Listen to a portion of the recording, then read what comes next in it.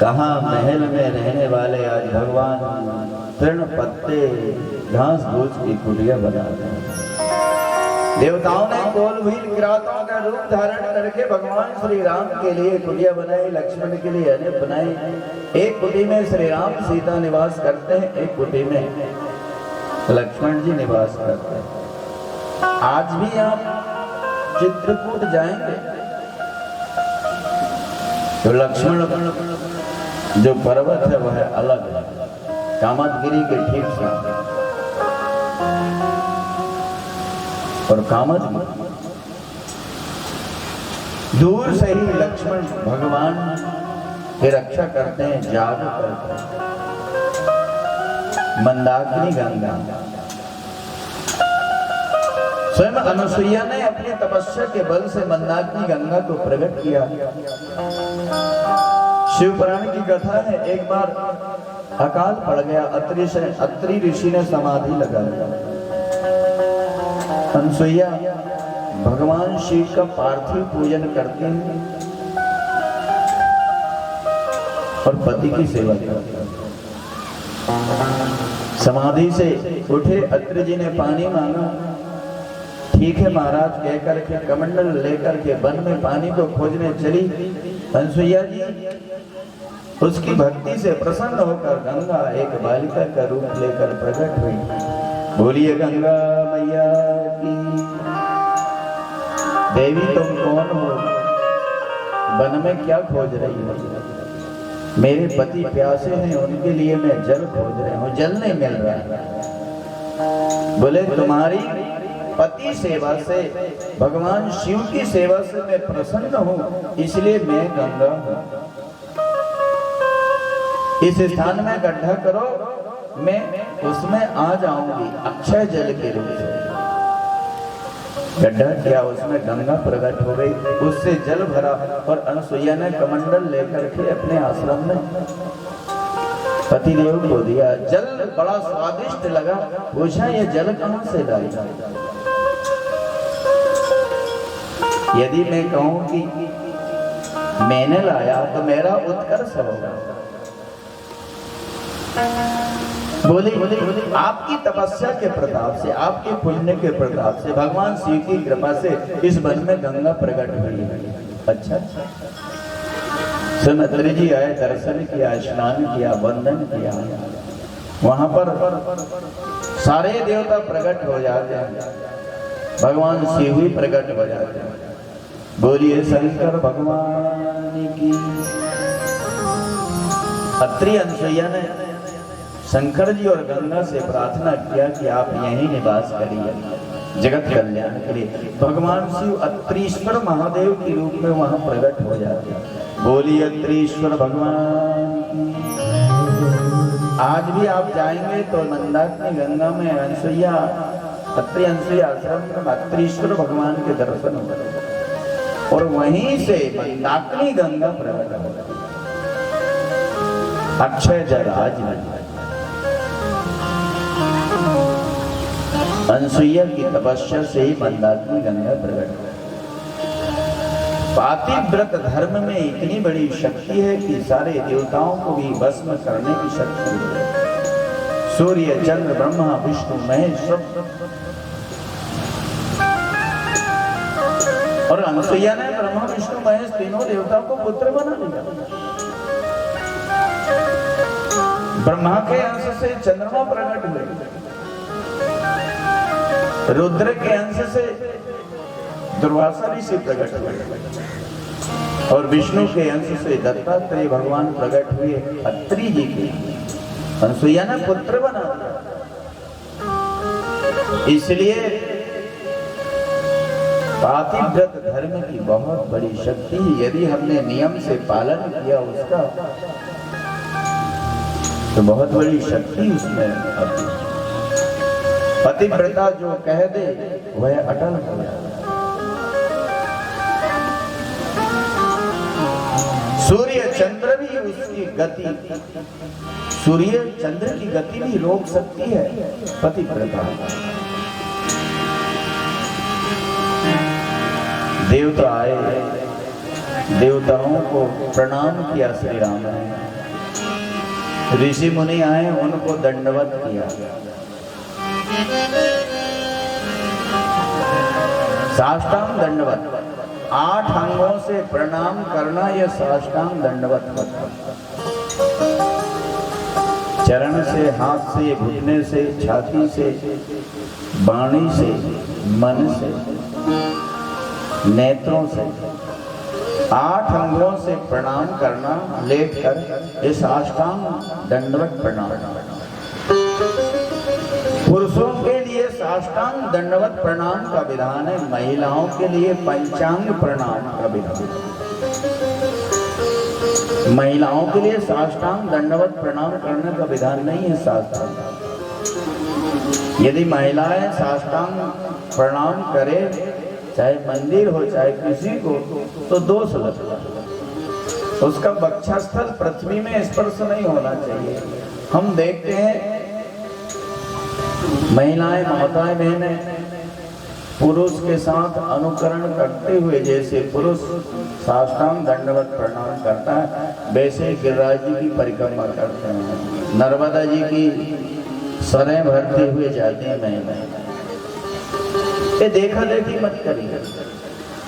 आपके लिए पंचांग प्रणाम का विधान, मतलब पैर, दोनों हाथ, घुटने और एक सिर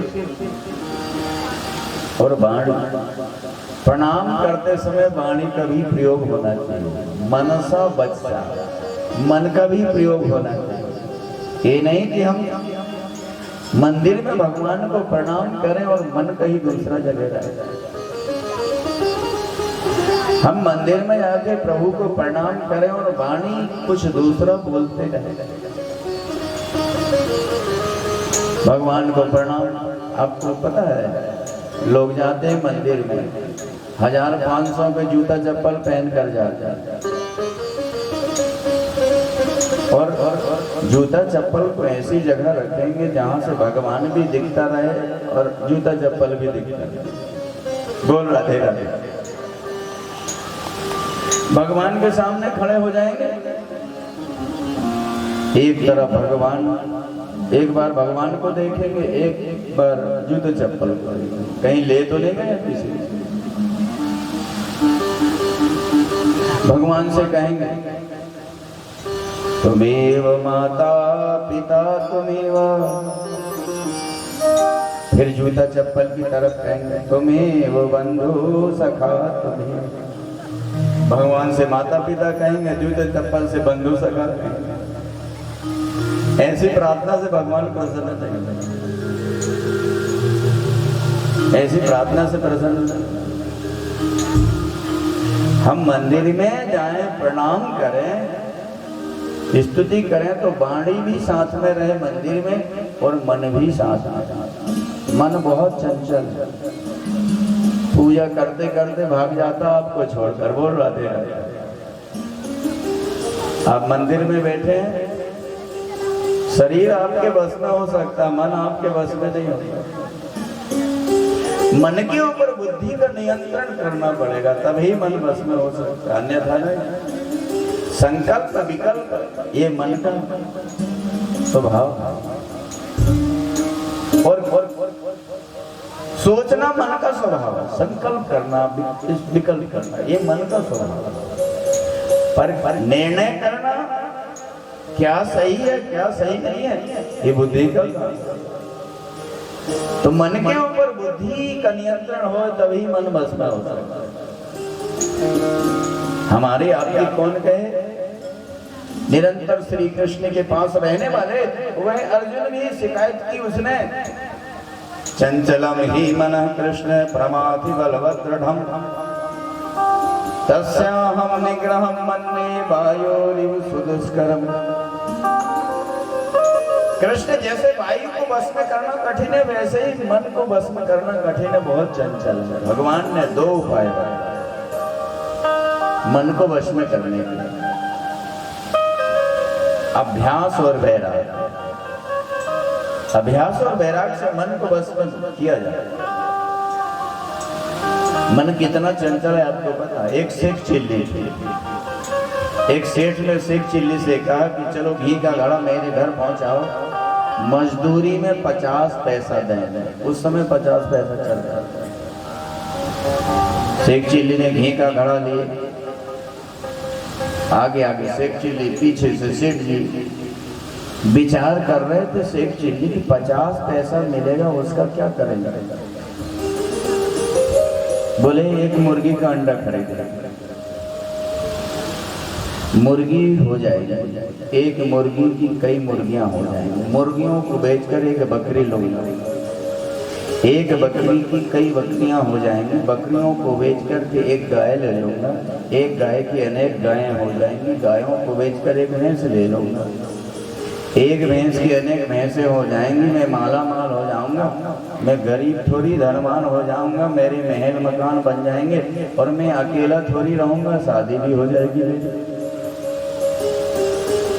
शादी हो जाएगी तो मेरे बच्चे भी होंगे और बच्चे होंगे तो बड़े होंगे, बड़े होंगे जब बच्चे तो उसकी पढ़ाई के लिए हम दोनों में विवाद होगा। मैं कहूँगा अपने बच्चे को संस्कृत पढ़ाऊंगा, वो कहेगी नहीं फारसी पढ़ाऊंगा, मैं कहूँगा नहीं संस्कृत पढ़ाऊंगा, वह कहेगी नहीं फारसी पढ़ाऊंगा। जब वो मेरी बात नहीं मानेगी तो उचक कर 1 लाख जमाऊंगा और जैसे ही उचका घी का घड़ा धड़ाम से छोड़ेगा। एक तमाचा दिया सेठ ने, मूर्ख कहीं का मेरा घी बर्बाद कर दिया। शेख जी ने कहा कि सेठ जी आपका तो एक घड़ा घी ही बर्बाद हुआ, यहाँ तो सारा परिवार घर गृहस्थी सब नष्ट हो गया। तब बताया अपनी मन की बात, मन इतना चंचल, मंदिर में जाने के पश्चात भी, पूजा करने के पश्चात भी मन आपका पूजा में रहे कोई गारंटी नहीं है, बोल रहा था। इसलिए संत लोग अभ्यास करते हैं मन को वश में करने के लिए। एक ही वस्तु की पुनरावृत्ति का नाम अभ्यास है। मन बस में नहीं है, राम जी के चित्र को साथ में सामने रख लो, नेत्र बंद करो, ध्यान करो, फिर मन चला जाए तो फिर नेत्र खोल कर देखो। ऐसे 1-2 दिन नहीं, वर्षों लग जाएंगे, कई वर्ष लग जाएंगे मन को वश में करने के लिए।